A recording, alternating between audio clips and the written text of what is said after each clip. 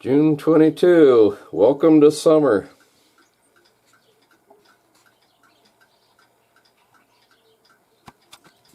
Morning, folks. Haven't been doing anything really very interesting here lately, but I did get a couple of things in the mail that I wanted to thank folks for. Ron Watson sent me a pattern for a 8-foot tall Bigfoot. That's pretty neat. Takes a whole sheet of plywood though, and that stuff's expensive, so have to either scrounge one or wait for the price of plywood to go down again and get this back in the envelope. But that's pretty neat. That'd be fun to put up in the woods somewhere and see what people think. Then I got another one from Roman Graphics, and I have no idea who sent this, but whoever it was, thank you very much. It's pretty neat. It's a sticker. Morel Hunter, morel mushrooms. Very cool. I think the mushrooms up here are starting to kind of dwindle. The weather is starting to get dry, and they're starting to be fewer of them. But hopefully, once the morels are gone, all those people will leave. It's awful busy up there, but what do you do? That's where the mushrooms are, so it's basically kind of a gold rush type of deal. When they don't last that long, and when they're there, you got to pick them if you want them. So can't really blame them. They're making money on them. Although the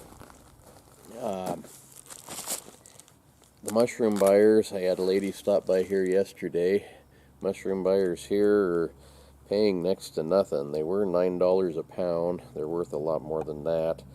And then they dropped them to $7 a pound. Now it's clear down to $4 a pound.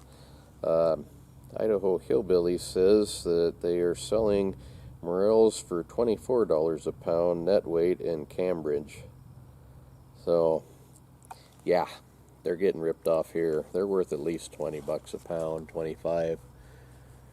So, I don't sell them anyway. They're too hard to come by. We dry them and store them and save them for years where we don't find any. But if you're out there picking mushrooms, you might want to reconsider if you're selling them. The things I've been doing, like I say, aren't very exciting. This green zigzag fork on here, I just made that yesterday. It wasn't really that hard, just 2 angles to cut and weld back together. What that does, my hay forks come out straight off of the end of these square pipes and off of this one. And that would put the hay fork in here someplace. That's too narrow to pick up these dumpsters, and they're really awkward and heavy to try to wrestle into the bucket by hand, and I've been doing that for 20 years. I should have made this a long time ago. What this does is it allows me to pick up the buckets, the dumpster buckets, with the tractor without having to get off the tractor and strain and grunt and grind to try to get them on there. I'll show you what I'm talking about here.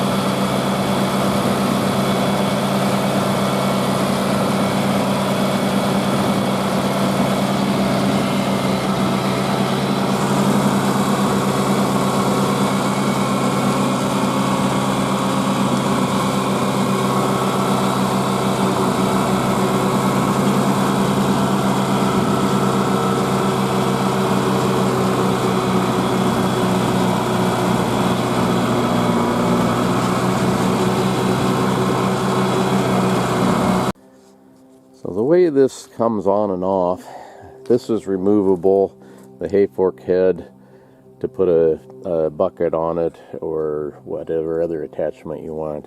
And the way these work is it's just got these pins that come out that lock this in. The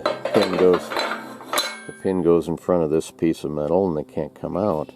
Well, that little piece on the bottom, I've replaced this one and it's holding up fairly well, but it's still not very good. This side, it broke off. It's missing completely. And without that, it puts a lot of strain on this thing and it'll break it after a while. These pieces here, I re-welded these and rebuilt that because I was having the same problem on the upper end. They were breaking off too easy. So what I need to do is cut these off on both sides and weld a piece of square pipe on the bottom for this pin to go down into.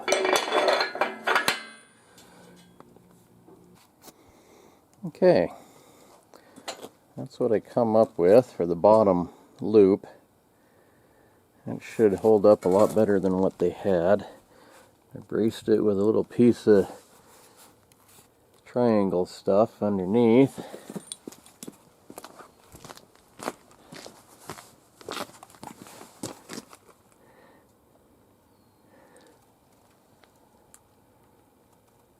Well, give this a try here, and I'll paint it and it'll look a whole lot better. Amazing what paint can do.